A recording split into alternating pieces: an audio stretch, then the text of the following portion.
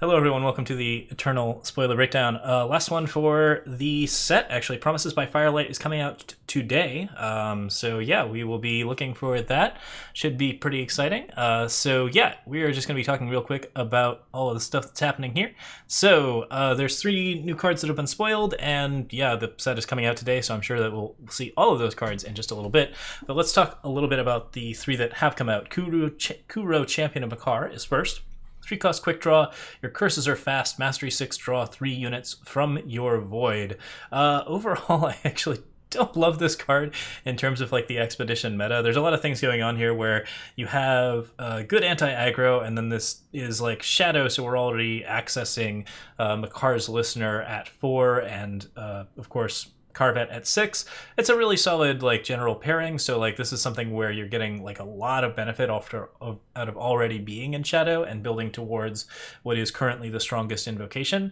So like yeah, there's a lot of bad things about that just because this is like the strongest hero as well, so we're likely to see a lot of it pairing into other things.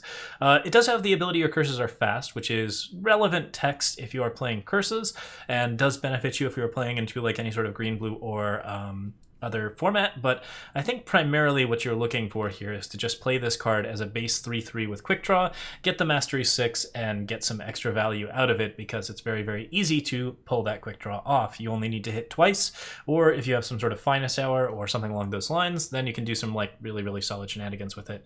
But yeah, like this is a card that you pair with the new 2-drop that kills everything 2 or below. It's Aramot's Designs, that's it. Just took me a second to figure out what Aramot was doing. But yeah, like overall, super powerful expedition card, does a lot of different things, very, very good value overall. And like the curses are fast at the moment, just seems like extra text. I wish this card were a little better designed around the curses being fast ability and a little less around the mastery and just general good stats. But it is a card that is just very, very good. Like it's gonna see some tier 1 play most likely and should be like very, very easy to throw out and put into a lot of different types of decks. I like it a lot. I think it's super solid, and like as a 3-drop 3/3, this is about as good as you can get. So like very, very solid 3-drop, lots of good options with it. Doesn't have like an amazing stat line, so it's still vulnerable to removal and that kind of thing, but like as far as like a tempo play goes, I think it's definitely the kind of thing that you want to be playing before Makar's Listener, just to draw out removal for Makar's Listener. And if they can't deal with this, then they aren't going to be able to deal with Makar's Listener either, so like both of them are just going to completely blow over the entire board. Yeah, it's a wildly good card. It should be the best of the 4 heroes that we've seen.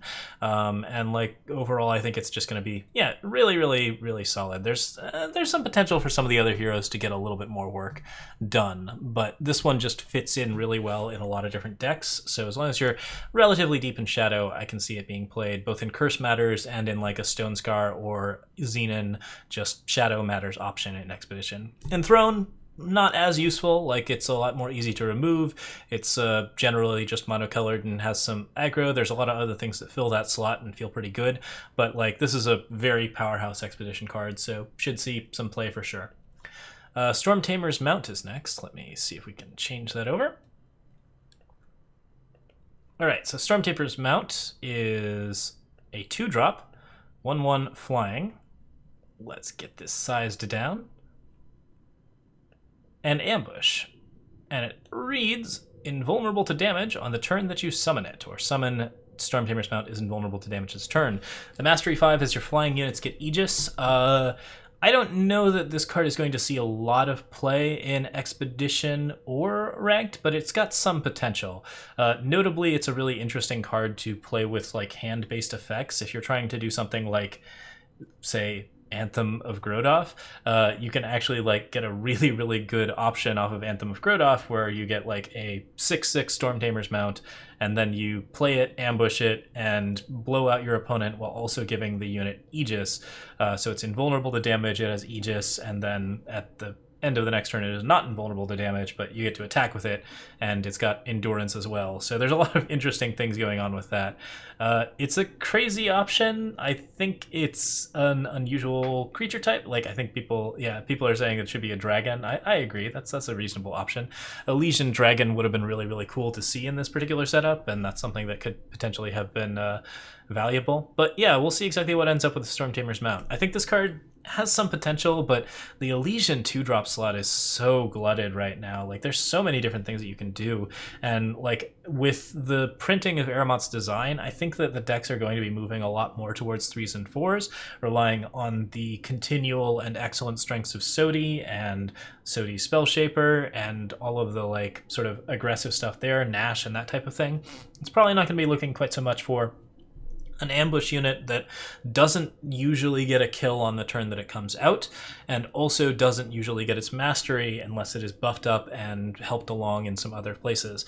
I think this card's relatively weak, but obviously has the potential for serious shenanigans if you manage to get it into some like Warcry effects, general buffs, the kind of things that you would find in Justice or Fire, and very rarely in Time. So yeah, it's interesting. The one thing that it can notably do is stop invulnerable to stop basically any amount of damage. Like if somebody's coming at you with a 20/20 overwhelm double damage nonsense monster, Stormtamer's Mount blocks all of that damage. You are just absolutely fine against anything, and for that reason it might be an okay control card due to the ability to just basically nullify damage from one source for one turn at a very cheap price, while also giving you Aegis later on for some of your flying units, get some benefits off of that. So yeah, overall, like, it's got some interesting potential in like Throne and Expedition, but I would say that by and large this is lower power than you would expect.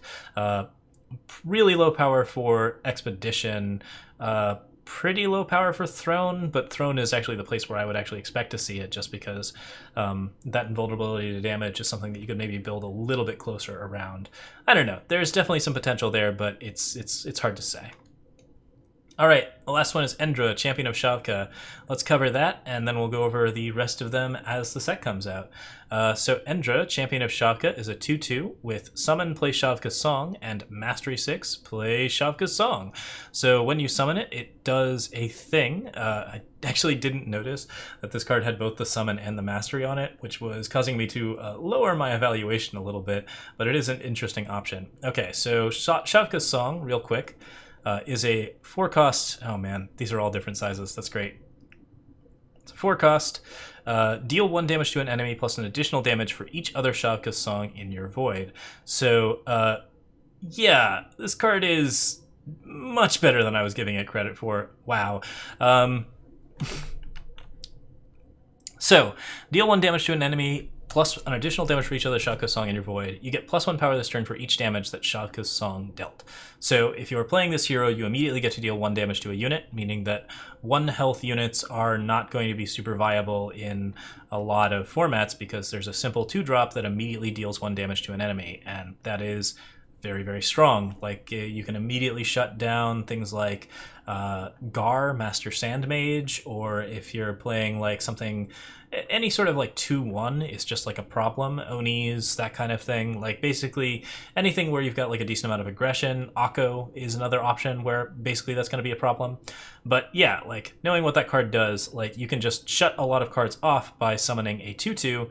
You do have to be deep into red to do it, which is an important thing to note. The Mastery 6 is a lot harder to get. You can Hoof Slash for it, which is potentially the most reasonable option in Expedition. But like it is hard to hit somebody with a 2-drop 3 times, and it's also not always profitable to try to buff a card like this. This is the kind of thing that you can definitely put a Jack's Knife on and get some benefits out of it there, but again you have to attack in to use it, and then after that you get a 2 damage Shavka's Song, which does generate some extra power, so that's something that's a little bit worth it. But overall it's like it's a little bit tricky to run through. Still, the notable thing about this card is that it does do a lot of damage, and also it is an enabler for Prodigious Sorcery.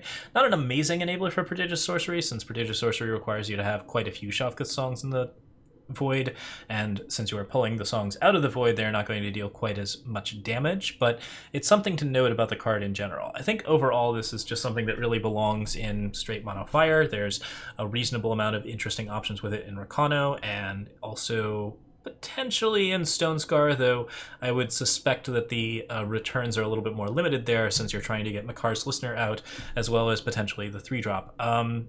There's some interesting options there to be sure. Card's got like a decent amount of strength to it, and you can do some cool things with it, but it notably doesn't pair very well with Reread or Prodigious Sorcery, which is the common Skycrag setup right now.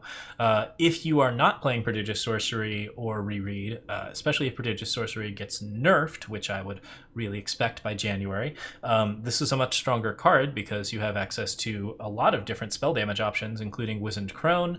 I believe that Cloudsnake Harrier is available, so you could do like a spell damage deck where you are just playing a lot of units, and then the units generate spells that deal damage. That's a pretty big deal.